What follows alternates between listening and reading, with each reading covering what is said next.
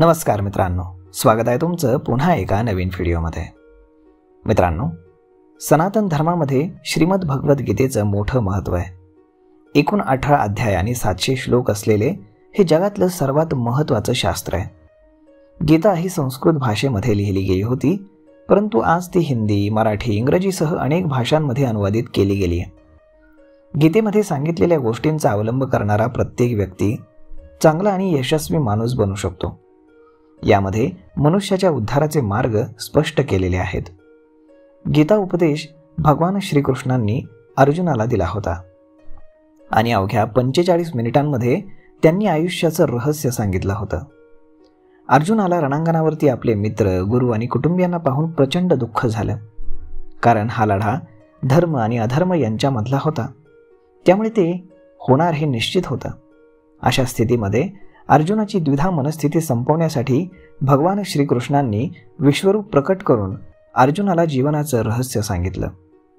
यानंतर कुरुक्षेत्राच्या मैदानामध्ये ही लढाई झाली आणि पांडवांनी कौरवांवरती विजय मिळवला आणि त्यानंतर अखंड भारताची निर्मिती झाली। तर आजच्या या व्हिडिओमध्ये आम्ही तुम्हाला गीता प्रवचनामध्ये नमूद केलेल्या अशा काही गोष्टी सांगणार आहोत, ज्यानं तुम्हाला यशाला गवसणी घालणं सोपं होणार आहे।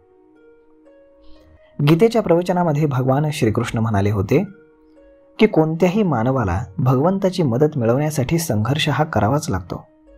यासोबतच सर्वप्रथम त्याला त्याचा स्वार्थ आणि आसक्ती सोडावी लागते, कारण या दोन गोष्टी तुम्हाला आयुष्यामध्ये कधीही पुढे जाऊ देऊ शकत नाहीत। या दोन गोष्टींचा त्याग केल्यास मनुष्य त्याच्या जीवनामध्ये यशस्वी होऊ शकतो। गीतेच्या प्रवचनावेळी भगवान श्रीकृष्ण म्हणाले होते की एक दिवस माणूस त्याच्या वेळेबद्दल नाही तर स्वतः विरुद्ध तक्रार करेल, कारण त्याला आपलं सुंदर असं जीवन सोडून सांसारिक व्यवहारामध्ये अडकावं लागेल आणि म्हणून नेहमी सद्मार्गाचाच अवलंब करावा।